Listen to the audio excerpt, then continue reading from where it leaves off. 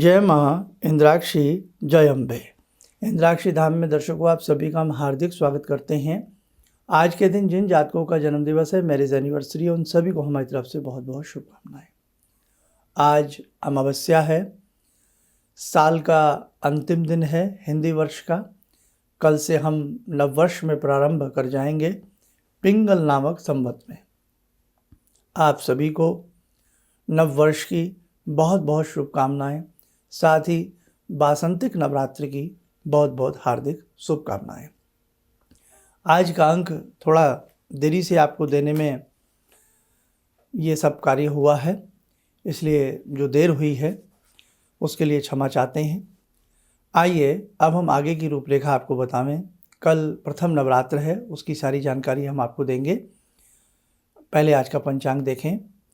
21 मार्च सन 2023, दिन मंगलवार, संवत 2079। अभी 79 है, कल हम 80 में प्रवेश कर जाएंगे। चैत्र मास, कृष्ण पक्ष, तिथि अमावस्या, नक्षत्र पूर्वा भाद्रपद, राहु काल 3 से 4:30, दिशा शूल उत्तर दिशा। बहुत अच्छे से जो पितृ पूजन करते हैं, पितरों के लिए तिजांजलि देते हैं, वो आज के दिन तिलों की अंजलि, एक लोटे में पानी भर लें, थोड़ा गंगा जल डाल लें, थोड़ा काला तिल डाल लें, थोड़ा मीठा डाल लें, दक्षिण दिशा की तरफ मुख करके, अभी सूर्य हैं, आप सूर्य भगवान का ध्यान करते हुए 5 बार पहले गायत्री मंत्र पढ़ लें। उसके बाद दक्षिण में मुख करके 1 लोटा जल पितरों के निमित्त दे दें। आज के दिन गौशाला में जाकर के सेवा करना, गौ माता को चारा देना, पितरों के नाम से फल बांटना, सफ़ेद मिष्ठान बांटना बड़ा ही शुभ रहता है।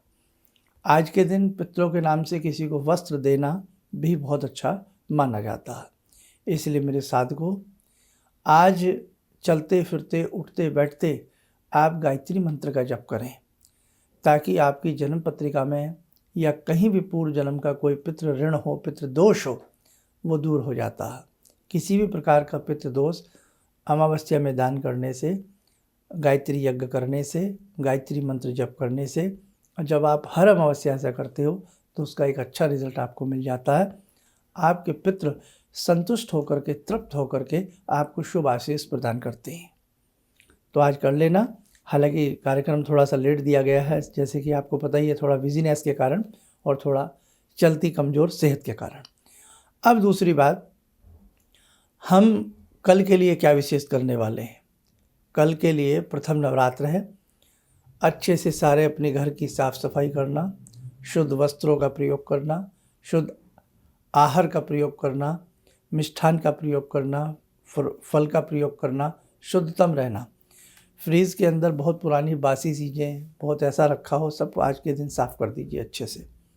दूसरी बात, कल जो व्यक्ति 8 अष्टमी तक व्रत करते हैं, नवमी करते हैं, जो लोग सप्तमी तक व्रत करते हैं, अष्टमी करते हैं, कल से व्रत प्रारंभ हो जाएगा। और बहुत लोग पहला और अंतिम व्रत करते हैं, क्योंकि बहुत सारे सबसे नहीं रखे जाते हैं, तो पहला कर लीजिए। अष्टमी होती है तो पहला कल का और सप्तमी का कर लो। नवमी आपके यहाँ होती है तो कल पहला कर लो और अष्टमी का कर लो। ऐसे एक जोड़ा हो जाता है। ऐसे हम कर सकते हैं, कोई दोष नहीं है, ठीक है। अखंड ज्योत कैसे जलाएं, उसका हमारा कार्यक्रम अखंड ज्योत का देख लेना और वो कर लेना। क्या कैसे पाठ करना है, कैसे पूजन करना है, सूक्ष्म तरीके से, सरल तरीके से हमने नवरात्र विशेषांक में बता दिया है, उसे आप ध्यान से सुन लेना। आइए अब मैं आपको कल एक चीज़ नोट करा देता हूँ। कल किस स्वरूप का हम ध्यान करेंगे और कल के दिन, जैसे बुधवार है तो बुधवार के हिसाब से क्या भोग लगेगा। कल प्रतिपदा तिथि है, तिथि के हिसाब से भगवती को क्या भोग लगाएं, और यदि ये भोग आपके पास ना हो तो फिर क्या किया जाए, सारी चीज़ अभी मैं आपको बताऊंगा। तो आइए आप देखें अपनी स्क्रीन के ऊपर। प्रथम नवरात्र का स्वरूप, भोग व पाठ। प्रथम नवरात्र में भगवती शैलपुत्री का पाठ किया जाता है। शैलपुत्री का ध्यान करके पूजन किया जाता है। भोग, कल जैसे प्रतिपदा तिथि है तो गाय का घी का भोग लगाने से परिवार में निरोगिता आती है। यानी कि रोग समाप्त होते हैं, आरोग्यता प्राप्त होती है। कल का दिन बुधवार का है। वार के हिसाब से भोग भगवती को कल के दिन मक्खन का लगाया जाता है। और कल के दिन कौन सा पाठ करेंगे? कल प्रथम नवरात्र है तो कल के दिन पहला पाठ किया जाता है, ये ध्यान रखें आप। अब जैसे हमने कहा मक्खन का भोग लगाना है, हमने कहा गाय के घी का अर्पण करना है, तो यदि मक्खन मिल जाए तो मक्खन लगा दें, गाय का घी मिल जाए तो दोनों में से एक चीज़ भी लगा सकते हैं। दोनों ही ना मिले तो फिर आप दूध का भोग लगा दीजिएगा, और गाय का दूध मिल ही जाता है, ना मिले तो फिर जैसा दूध मिले भगवती से क्षमा प्राप्त करके आप भोग लगा दीजिए। वो माँ हैं, वो जगजननी हैं, वो समस्त प्रकार से हर चीज़ को ग्रहण करती हैं, अगर मन से भावना से भोग लगता है तो। ठीक है, तो आप जैसे रीतु फल का भोग लगा सकते हैं, अमरूद है, केला है, और सब बहुत सारी चीज़ें हैं। घर में कुछ आपने पंजीरी बनाई है, मिष्ठान बनाए हैं, चौलाई का लड्डू बनाया है, जो भी आपने बनाया है उसका हम भगवती को भोग लगा सकते हैं, उसमें भी कोई हर्ज नहीं है। नहीं घर में कुछ बनाया है तो बाज़ार से कोई शुद्ध मिठाई ला करके उसका भी हम भगवती को भोग लगा सकते हैं। पंचमेवे का भोग भी हम भगवती को लगा सकते हैं। ठीक है, ऐसा मत सोचना कि जो मैंने बताया वही करना है, लेकिन ऐसा शास्त्रों में निहित है कि हम ये चीज़ें लगा सकते हैं, तो और अच्छी बात है, मिल जाए तो ठीक है। अब बाद में उस भोग का क्या करना होता है?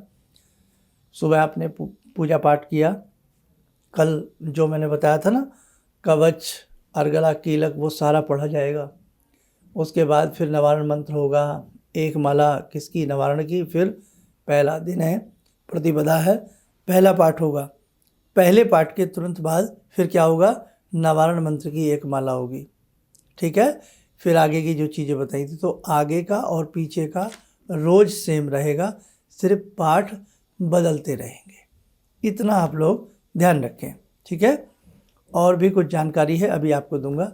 आइए जगजननी से जुड़ते हैं, प्रार्थना करते हैं। हे भगवती, आप सबको शक्ति दें, हिम्मत दें, ताकि सब अपने नवरात्र को बहुत अच्छे से आपके चरणों में बिता सकें। ॐ सिन्दूरारुणविग्रहां त्रिनयनां माणिक्यमूलस्फुरात् स्तारानायकशेखरं स्मितमुखी वापेन वाक्षोरुवां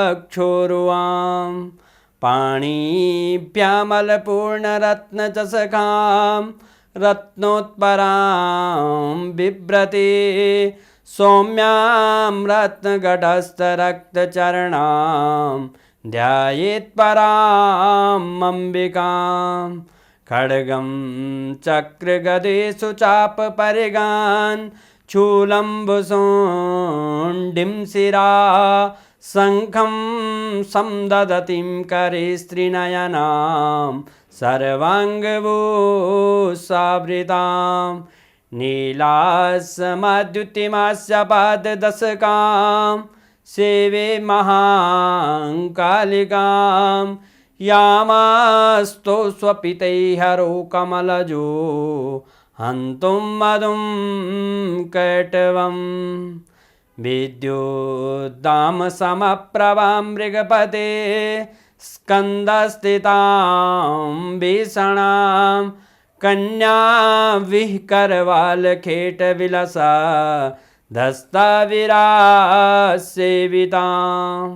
हस्तैश्चक्रगदाशिखेटविशिखां चापं गुणं तर्जनीं विप्राणामलिलात्मिकां शशिधरां दुर्गां त्रिनेत्रां भजे।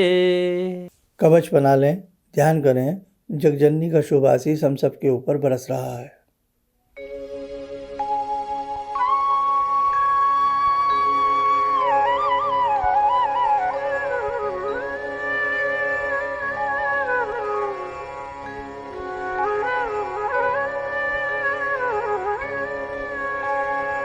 ओम बोलते हुए नेत्र खोलें, सामान्य हो जाए। देखो साधकों, हमने जैसे आपको पाठ में बताया है कि कवच, अर्गला स्तोत्र, कीलकम, रात्रि सूक्तम, निवारण मंत्र, ये प्रतिदिन रोज हर पाठ से पहले पढ़ा जाता है। कीलन उत्कीलन के मंत्र पाठ विधि में शुरू में मिल जाएंगे पुस्तक में, वो शुरू में भी पढ़े जाते हैं और जब पाठ पूरा हो जाता है तो पाठ के बाद भी पढ़े जाते हैं। उसके बाद दुर्गा जी के 32 नाम हैं, सिद्धगुंजी का स्तोत्र है। आपके पास समय है तो आप कर लीजिए। ऐसे ही परसों पाठ कौन सा रहेगा? दूसरा और तीसरा, ठीक है। लेकिन शुरू की और लास्ट की चीज़ें ज्यों की त्यों रहेंगी हर पाठ के अनुसार, ठीक है। ये आप अच्छे से बहुत ध्यान रखना। और कल हम सबका नववर्ष भी है। सबको बहुत अच्छे से एक दूसरे को शुभकामना देना, जैसे आप जनवरी में देते हैं, 1 जनवरी को देते हैं नववर्ष की हार्दिक शुभकामनाएं। ये हिंदी नववर्ष है जिसको हम सदियों से मनाते आ रहे हैं। और इसी के साथ साथ हम नहीं, हमारा सरकारी डिपार्टमेंट भी इसी हिसाब से चलता है। आपने देखा है ना, क्लोजिंग डे कब होते हैं? मार्च में ही होते हैं ना। समझते हो ना कि भाई 31 मार्च तक बैंक अपना काम पूरा करते हैं, फिर आगे का काम शुरू करते हैं। इनकम टैक्स की रिटर्न ITR जो भरी जाती है वो भी 31 मार्च के हिसाब से आगे पीछे दिन बढ़ा दिए जाते हैं, वो बात अलग है। लेकिन 31 मार्च एक लास्ट लाइन मानी जाती है हर चीज़ों में, इस प्रकार के सरकारी कामों में। समझते हो ना? तो ये सब दस्तूर पुराना ही है। सारा प्रचलन हिंदी पंचांग अनुसार चल रहा है, कोई माने या ना माने। इसलिए कल आप अपनी तरफ से जो भी आपके मित्र सगे संबंधी हैं सबको पिंगल नामक संवत 2080 की आपने सबको शुभकामनाएं देनी हैं, ताकि जिन्हें नहीं पता उन्हें भी पता लगे हमारा हिंदी वर्ष इस दिन से प्रारंभ होता है। आप सब स्वस्थ रहें, सुखी रहें। इन्हीं शुभकामनाओं के साथ हम अपनी वाणी को विराम देते हैं। जय जय अम्बे।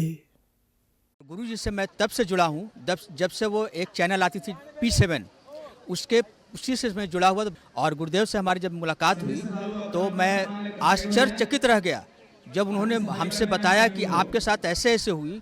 तो मैं इतना आश्चर्य हो गया कि इन्हें कैसे मालूम, और इतना बढ़िया इन्होंने बताया जिसके वजह से मैं आज तक उनसे प्रभावित हूँ। और इनका बताने का शैली वगैरह इतनी बढ़िया है जो हम अपने क्लास के टीचर से भी उतना बढ़िया नहीं समझ पाते थे। ये हमें बहुत पसंद आई। और दूसरी बात कि इनके साथ जितने भी मैं जब से जुड़ा रहा, जो भी समस्या आई, मैं बहुत ही अच्छा तरह से मेरे सॉल्व होते चले गए। और आज तक मैं उनके आशीर्वाद से मैं बहुत सुखी हूँ। किसी भी समस्या के समाधान के लिए मिले प्रसिद्ध हस्तरेखा एवं वास्तु विशेषज्ञ प्रोफेसर धर्मेंद्र शर्मा जी से। नोट: शिविर में भाग लेने हेतु एवं व्यक्तिगत रूप से मिलने के लिए कॉल करने का समय सुबह 10 बजे से शाम 6 बजे तक।